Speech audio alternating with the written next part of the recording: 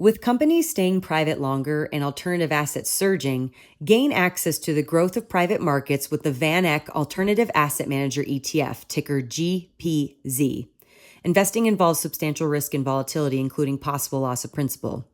Visit vaneck.com/GPZ to read and consider the prospectus containing the investment objective, risks, and fees carefully before investing. Welcome to the WealthStack podcast. I'm your host, Shannon Rosic, the director of WealthStack Content and Solutions. And today, we're exploring how ultra-high net worth family offices think about digital transformation, where AI is really delivering, and what keeps CTOs up at night in the context of the unique challenges of family office settings. So I have the pleasure of being joined by Dan Burke, CFA and Chief Technology Officer and founding partner at Callan Family Office. Dan, welcome to the show. Thank you so much for having me, Shannon. Absolutely. So I know we have been busy on the circuit, seeing each other in person at events. So I finally get to have you on the podcast. And I want to start with your background. And I always joke with my guests that this will be the most challenging question you'll probably get this entire conversation, because I want to know what makes Dan, both personally and professionally. And hey, what led you to focus your career at the intersection of investment, tax efficiency, and technology?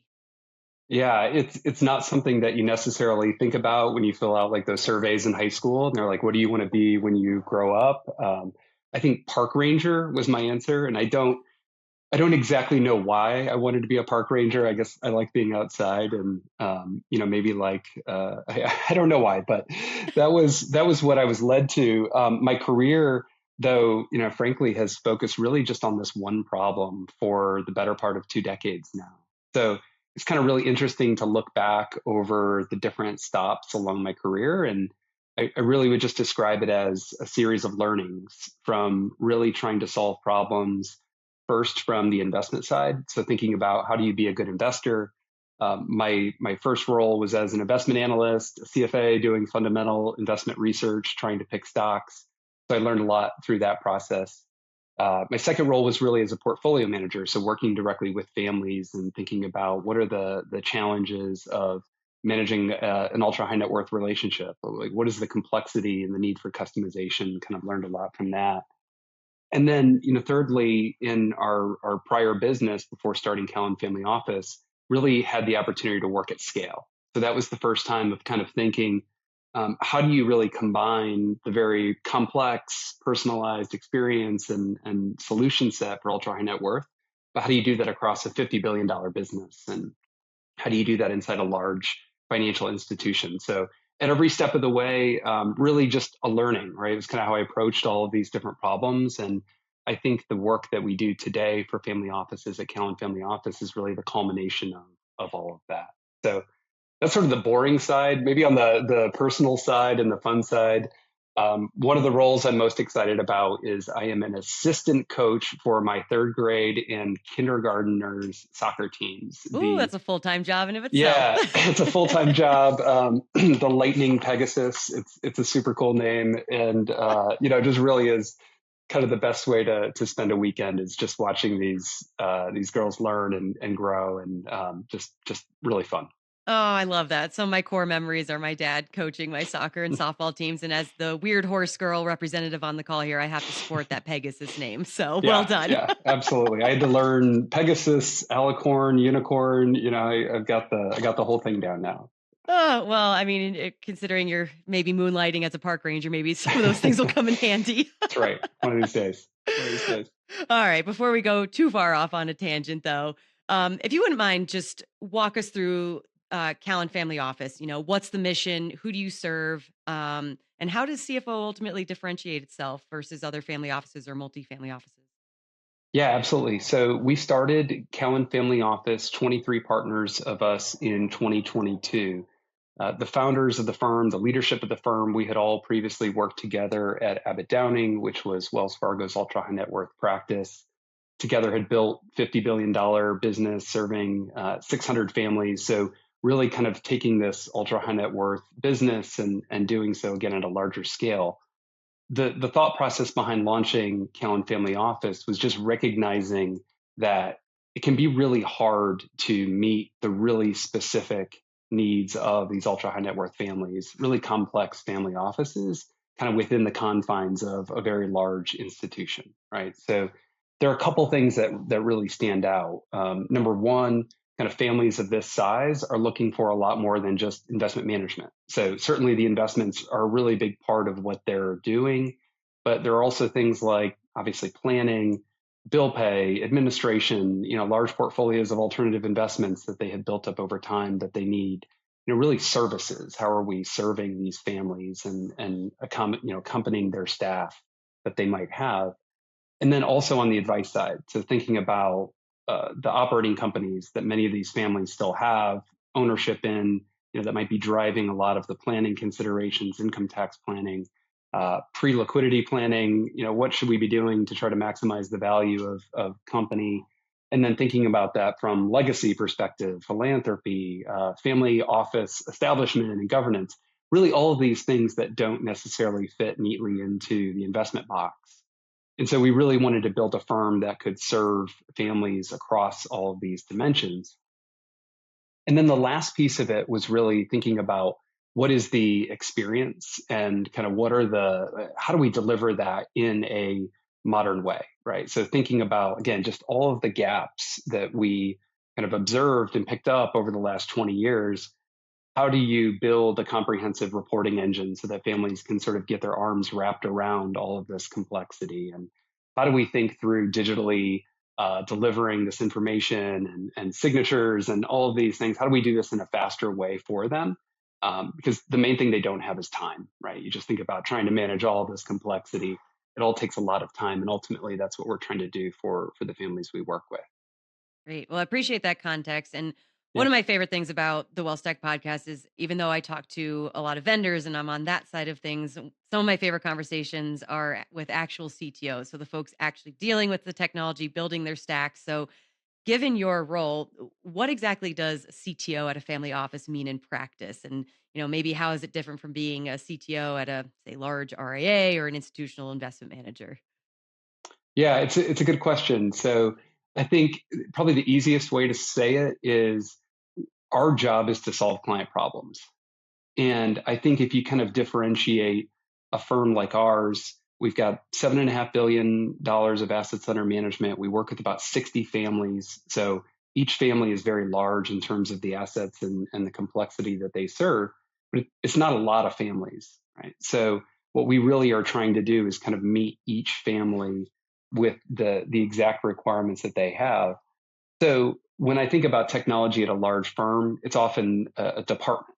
So technology will have goals and plans and objectives, right? Maybe this year we're going to convert from our on-premises servers to cloud, right? And there are these very large kind of enterprise projects that are happening maybe independently of where the business is going, kind of what the feedback that we're hearing from clients, kind of what they need.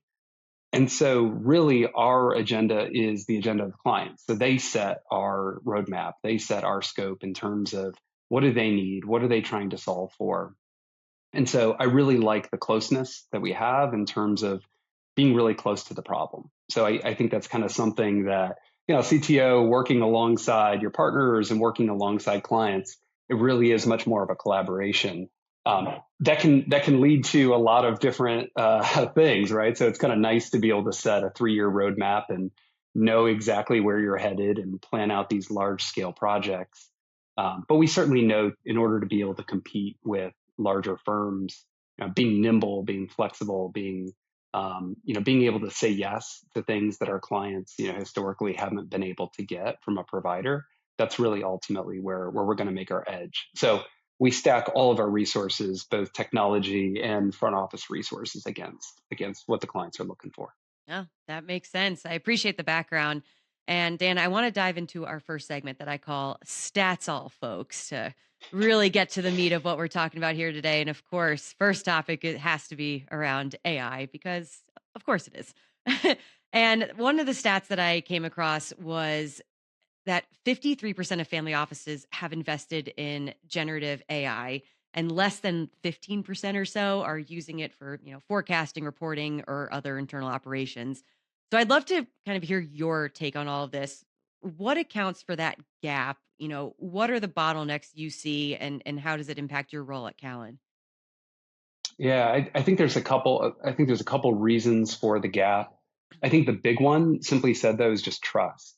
And I think if you think about what's the number one thing that defines kind of the relationship between an advice provider or a wealth firm, any wealth firm, and the clients they serve, there has to be that element of trust in which you know the advice you're getting is good and it's objective and it's well thought through from experienced professionals. I think today with LLMs, right, large language models, I think there's just a real challenge around, do I trust the answer that I'm seeing? Right? I mean, everyone is familiar with the hallucinations and some of the pitfalls of the models as they stand today. There are certain things that LLMs, and I'm sure we'll talk about some of those. What are the ways that we're deploying them? We have seen incredible efficiency gains in certain parts of our business and operations, and even developing technology itself. Technology making technology have seen really neat improvements, but ultimately to rely on an AI process as part of your business or forecasting or providing insight, you got to trust it, right? So that's kind of one big one. Number two is just the challenge around the data. There's sort of this idea out there that maybe AI will somehow clean up all of our messy data and all of a sudden take all of these insights that we've been lacking, and it will create the insights and then it will act on them. And I think it's just fundamentally a real challenge. Is the AI is only as good as the data that you give it. And if you're not feeding it the right content or structured in a way that it can process, I think it's really going to struggle to do it. And then the last piece, and this sort of comes back to like early days as an analyst. If you're going to use AI to make decisions, you think about like a critical thinking process. AI is not a critical thinker, right? It's a predictor, right? It's looking at the words you've written. It's looking at every word that's ever been written in time, and it's trying to predict what the next right word is. But if you think about like projecting or modeling or trying to estimate anything or forecast, the whole exercise is really about assumptions, and it's about thinking through like what has gone into this decision, and am I being aggressive in my assumptions? Am I being conservative in my assumptions? Am I introducing a risk by assuming this or that? And so I think going back to the days of like being a stock analyst, you're always thinking in terms of scenarios and different ways that you could solve the same problem.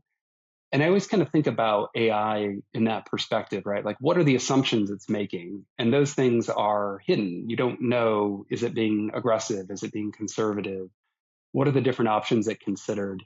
And so ultimately, this kind of domain expertise and this judgment, it's the models aren't there today. Maybe they will get there in the future, and there's a lot of people spending a lot of money to try to get these tools to that place.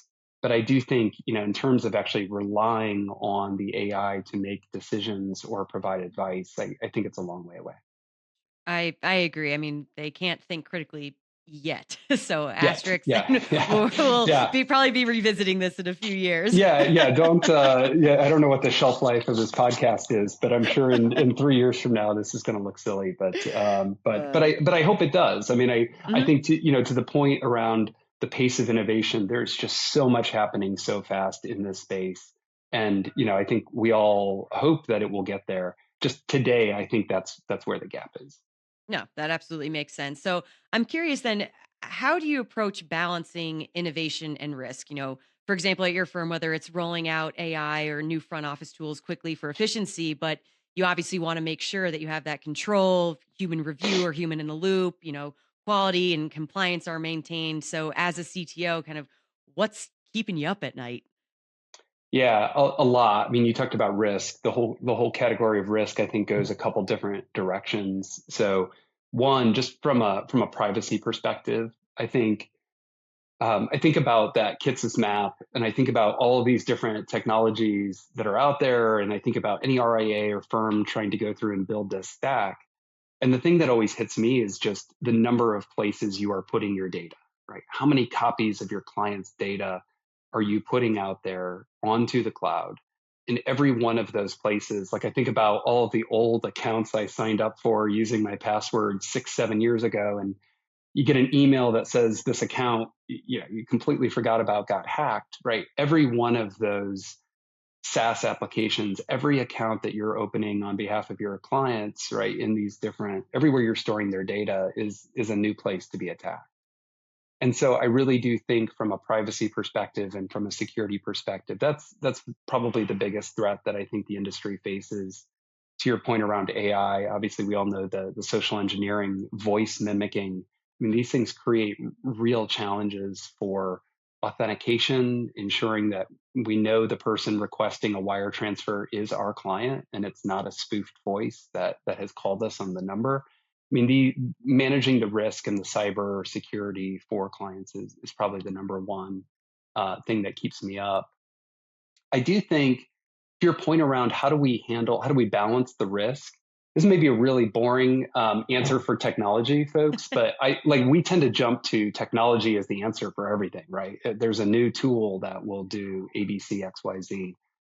I do think if you're concerned about the newness of the technology or the security around the technology itself, there's kind of this old fashioned idea of like process improvement that you can really do to take really good technology that's really tried and true and get a much bigger ROI on that. And so we talk a ton at Callan Family Office and within our technology group. Our goal was always to be cloud first, API first. And we'll talk about data and data gravity a lot. But the idea was we wanted to have clients' data connected, secured, organized, tagged, ready to process, ready to build advice off of in one central spot. So rather than scattering all this data across all of these different applications, we wanted to try to pull this data together and have it in one location, one from a security perspective, but two, for then building intelligence on top of, right? And so we think about process improvement can really do a lot. So teaching our teams, here's a new way of doing this process and going from, instead of a manual process, it's some kind of semi-automated process. And then once you've done the semi-automated, go to the automated process. And I do think it is kind of the less interesting part of the work that we do. But if you're talking about technology and you're not talking about your team and how they're trained and you're not talking about processes, you're never going to get that lift and that ROI that really you're looking for. Yep. I think that's a great point. And I love that you brought up the client side of things because, as you are well aware, those ultra high net worth clients are increasingly tech savvy and they expect that transparency. And whether it's mobile access, fast reporting, personalized dashboards, the demands Yeah. keep climbing. So, how are you shaping your client interface or technology investments even to meet those expectations? And how are you approaching delivering state of the art tech so clients receive that customized, personalized, white glove experience? It's a really good question. And I think it's something that as our services and our scope grows, we have more and more data, more and more areas that we need to keep clients informed about and up to date. And so when I think about family offices, this issue of reporting is just such a it's core. It's much more than reporting. It's like, well, how big of a deal is reporting? Really, are you organized? Are you organized? Do you know where everything is? Do you know what everything is doing? Do you know how it's performing? Do you know what your risks are? And is your wealth management team advising on the whole picture? And ultimately, that is what we are trying to do for families, is ensure they have that single kind of complete, exhaustive ownership structure, asset map, all of those pieces brought together so that our teams can then really advise on the whole picture, whether we're managing it or not. So in terms of trying to deliver that information, what do we try to do? One is we have to try to string together the investment information. So custodians, multiple custodians, multiple wealth managers sometimes, online data, so things coming from a Schwab or a Fidelity or a Pershing with private investments, right? Things that are coming through PDF documents. They may have family investments that they've made or operating companies, right? How do we stitch all of that together? There we lean on partners. So we work, I'm sure we'll talk about specific tools. We work really closely with Adapar. They've been an incredible partner of ours in terms of thinking through how do we get all of that data merged, structured, modeled correctly. But interestingly, when we thought through how were we going to report on all this, Adapar was able to support this complex structure that we had with clients, but our other systems that we launched with could not. So we actually had to go, once we figured out the right way to model all of these families in terms of trust that own trusts, beneficiaries, you kind of model all of these multiple generations, our CRM couldn't handle it. And so that was a case where we really, in order to deliver on what the clients were asking for, in order to meet their need, we ended up having to go make some pretty substantial investments in terms of technology and time to go redesign the system so that they could accommodate that. So I would just say this is the hard work that kind of part of the reason why we thought it was important to focus on this segment and on one segment is we can then make investments that maybe make sense for this segment. But maybe if you're a high net worth practice or you're a more retail practice, it doesn't really make sense for you to to go rebuild your whole CRM to handle these complex entity structures. So kind of an example of the lengths that we have to go to in order to try to get clients what they're looking for across all this complexity. Well, you read my mind a little bit because I was actually going to pick your brain a bit on what has worked well so far in your tech stack. Maybe what surprises or pitfalls have you encountered? Like get under the hood a little bit because the reality is that like you said, things don't always integrate well. There's friction. You have to rip out some systems. You realize they don't talk to each other. So Yeah. it's not all hey, let's plug in the shiny new object and we're off and running. There are many challenges that come with it. So curious what your process has been so far and yeah, what's maybe surprised you along the way.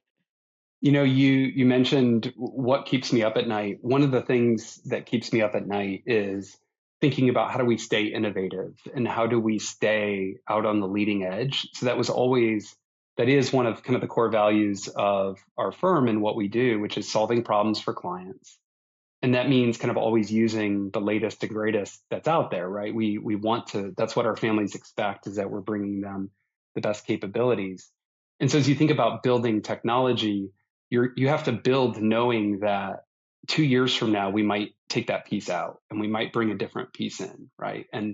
We might go with this vendor today, but 3 years from now, there might be another competitor in the space who has leapfrogged them and now has a very new capability. And so this process of kind of renewal and innovation and modular building, we've already gone through that multiple times, just even since the launch of the firm, right? As our needs have evolved as a firm, as our clients have asked us for different capabilities, and frankly, as our partners have matured or innovated in the technology.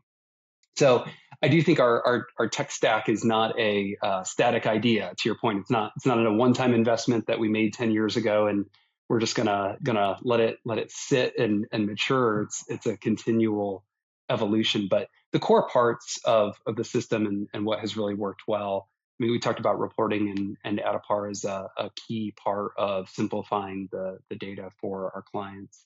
Our whole platform is built on Microsoft Dynamics in terms of our CRM, and that really has served well as an operational hub as well as a single data store. So that has allowed us to really bring together into the Microsoft Dataverse and Microsoft Cloud, Azure. We've been able to stitch together a number of different data sources, try to bring all of these clients' messy offline data online into that. And so we have a dedicated tech and innovation team that really is just spending all of their time around how can we build better processes, right? How can we manage this data better and stitch it together across systems? So those pieces have worked well. Um, some of the other services or some of the other technologies we've recently spent a bunch of time trying to create efficiency in the alternative investment data management process. That's kind of a notorious area where all the information is communicated via PDFs, right? A lot of data, a lot of manual work to go extract that. We've worked with a group called Canoe, who many folks would be familiar with, who help with that data extraction and kind of helping us to get that information into our reporting system. Those are just kind of some of the key things that we've been spending time on. But ultimately, I think at the end of the day, where we have had the most success is really thinking. I think that the key to all of this is not which tool do you have available to solve the problem, but do you know what you're trying to do with that tool? And so how we avoid just jumping from tool to tool to tool is really having this clear vision around what we're trying to build. What are the problems we're solving for clients? And making sure that on the front end, we're building with partners who are going to be as nimble and as dynamic and as invested in the success of our clients as we are. Well, speaking of the success of clients, I know one area that you manage is the tax overlay management program, and congratulations on the recent Wealthies win for that in particular. Talk to me a little bit about how that initiative came about and what it means in terms of tech as well. Yeah, I mean, that's kind of it's a pretty good example of what we were talking about, both in terms of solving client problems and also working with partners to solve hard problems. So tax overlay management for the better part of 20 years, I mentioned my background was in investments. I'm an investment professional first and foremost.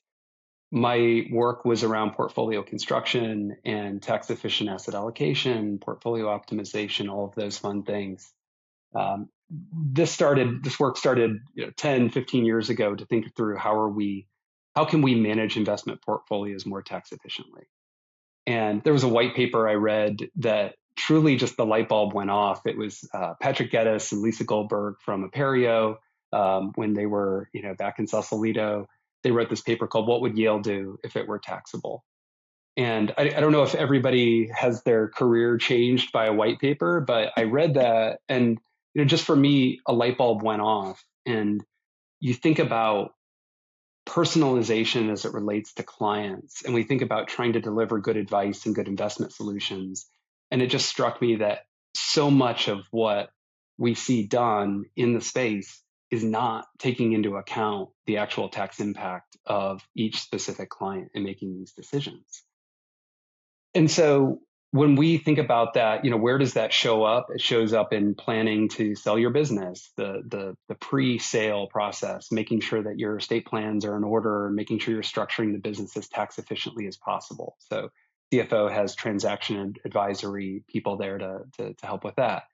It's estate planning, right? Structuring GRATs and CLATs and SLATs and all of the complex vehicles to think through estate planning. But really, from an investment management perspective, it was kind of striking the gap in the industry in terms of being able to deliver at the level that our clients expect tax efficient implementation and to provide the control that clients were looking for. So we had seen this over the last 10, 15 years, this gap in the industry. And when we launched CFO, we knew it was the opportunity to address that. And so we partnered very early on with a gentleman, Chetan Desai, who I met. We studied together at University of Chicago.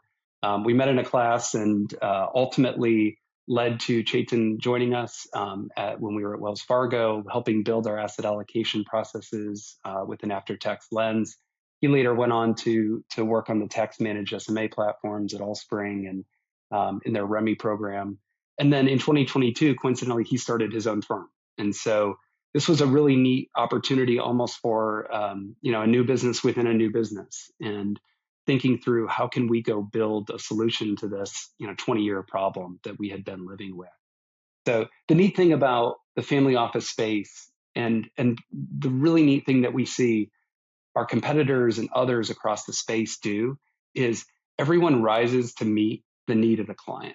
I mean, you just think about all of the advisors, they all rise to the challenge. The issue, though, is they're often doing it manually. They're doing it in the middle of the night. They're working in spreadsheets. They're picking up the slack because the technology and the tools that are needed to do the job really don't exist for this ultra high net worth space because it's a smaller market segment and it's also a really hard space to solve for.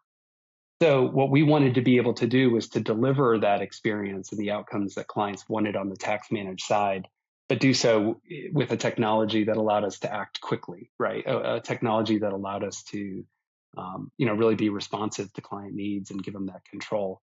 I remember this was 2008 and the market was collapsing. As anybody who was managing money back in 2008, remembers those days well. And my senior portfolio manager at the time, I was an analyst, and I was trying to tax loss harvest some accounts, like 200 accounts. And so I had to wait till the next morning for all the data to run overnight. I had to print out 200 one pagers. I had to go through and calculate all the trades. And just coincidentally, this was August of 2008. He was on vacation. He was somewhere, in the boundary waters of Canada.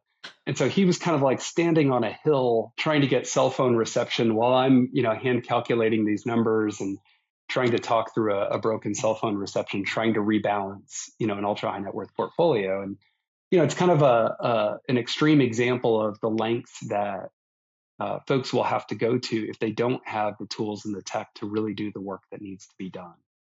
And so the whole thinking behind this tax overlay management tech was, how do we give our portfolio managers the data, the insights? How do we crunch all these massive amounts of data? How do we optimize them? And so we partnered with Eris Investing, which Chetan later founded, then to build this tech. And it's been an incredible experience being able to go out and talk to clients about what it can do.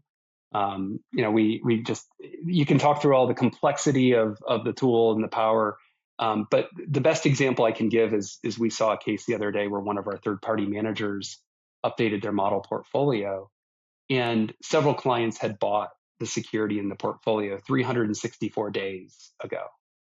So our system obviously sees this, catches it, flags it for us. Our portfolio managers have the ability then to say, it was Friday. If we place this trade on Monday, we're going to save the client 20% on capital gains tax as this goes from short term to long term, right? So really, ultimately, it's about analytics at scale, optimization at scale, but giving our teams that control to deliver a truly kind of family office type experience on the investment side. Well, thank goodness we have come a long way since the 08 days. Yeah. For my own sanity, right? For my own sanity, we've come a long way in 20 years. Absolutely. Well, speaking of sanity, Dan, it is actually time for segment 2 of this episode that I call Ask Us Anything. So I'm going to put you in the hot seat here for a second, if you're okay with it, because I've gone out to the social universe and asked folks to submit questions they want answered by you. And we had a few folks slide into the DMs this last week. So first question we got was, how do you prioritize tech initiatives at Callan? Yeah, the main way is, and I say this, and it may sound cliche, but it's driven by client need, right? So we stack our roadmap against the problems we're trying to solve for clients. Those things can be quick. So when we think about prioritizing needs, we often are thinking in terms of what can we do in the next week for that situation. What can we do in the next 3 months to solve that problem? And then typically when we start to look out further, it's okay, where do we partner with a technology vendor to try to solve this? One of the areas we're currently working in is around estate planning. There's been a ton of work by a number of really incredible vendors and partners who are spending a lot of time here around complexity in estates, document data extraction out of all these legacy documents, things like that. And so that's one area that we're kind of currently focused in, because again, it's driven by what's top of mind for clients. So as estate planning laws are changing, they're coming to us for advice. We need to be able to meet that need. And that's an example of kind of how we get to that roadmap. So in a similar vein, because people really want to know what's under the hood at Callan, but if you're looking out the next, you say 18, 24 months, what does your tech stack look like? Are there any new tools or platforms that you're evaluating or planning to adopt? Yeah, I think we talked about the estate planning. I think that's a key part of, again, continuing to build out that integrated data stack beyond the investment management and the reporting. We have recently partnered with Summit around general ledger reporting. So again, you can kind of see the idea of how do we centralize, consolidate, and connect together the insights across all of these different ledgers and data sources for our clients so we can help provide them that single data source. And probably the other area is in terms of, again, not another super, I wish I could say agentic AI, but instead I'll talk about document management, right? And so we serve clients, but our clients have many professionals, attorneys, CPAs, et cetera, family office staff. And so one of their real challenges is sharing information, making sure the right people have access to the right information. And so thinking through from kind of a client portal perspective and from a document management perspective, how do we make sure we have that single source of all documents for our clients? Oftentimes, clients will move from provider to provider to provider, and sometimes that data dies there. It stays with that provider forever, and that information is lost. And so, one thing that we really do with our clients is help them maintain that kind of indefinite, long lived data lineage so that they have all of their most important records over time. So I do think client portal and delivery of that for clients is another key area of focus. Great. Well, appreciate you sharing and obviously being put on the spot. But we have come to our final and what might be my favorite segment that I call Stack It or Whack It. You may have seen me running around conferences in the t-shirt. So I'm going to throw out a few technologies. Be warned, they're not always well tech related, sometimes just random thoughts, especially if I know you. And you tell me if they are essentially worth the hype or not. So stack it, you love it, use it, whack it, lose it, hate it. Nope, move on. So, first one I have to ask about voice interfaces or, Alexa style tools for family office clients, stack or whack? Yeah, this is a whack, and I think the idea is interesting, but I think the security, the privacy, again, it goes back to where are we putting client information. I think it could create some efficiency for an advisor or for a client, but I think the privacy risks outweigh the benefit on that. Spoken like a true CTO. I could Yeah. appreciate that. All right. Other question I got for you. I know we're both grads of Ohio schools. Bowling Green. I went to Miami. So, stack or whack? BG over Miami. Well, this one's pretty easy. This is a of course this is a stack BGSU Izigi Zumba. I will say though, and this was a whack too. I think this will probably date me a little bit, but 2003.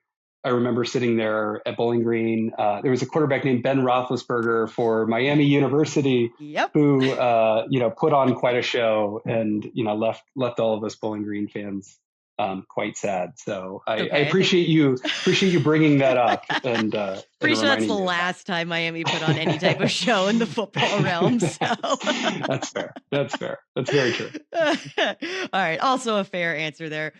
Dan, I can't thank you enough for hopping on the podcast with me. Just truly an insightful and fun conversation. So please tell listeners where they can just learn more about you and what you're working on at Callan. Yeah, absolutely. So our website, callanfamilyoffice.com, is a great place to go. And also following us on LinkedIn. So we put out a lot of content across the spectrum: investment management, family office services, or consulting. It's a great place to get our content.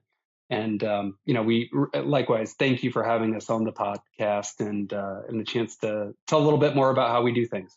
Of course, this is one of the many fun parts of my job. And be sure to like and subscribe to the WealthStack podcast on all major podcasting platforms and follow all things WealthStack on wealthmanagement.com, LinkedIn, and X. Thank you all for tuning in.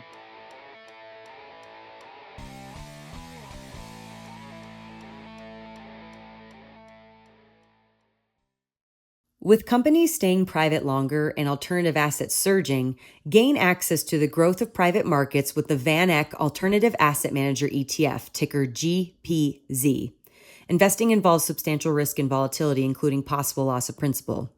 Visit vaneck.com/GPZ to read and consider the prospectus containing the investment objective, risks, and fees carefully before investing.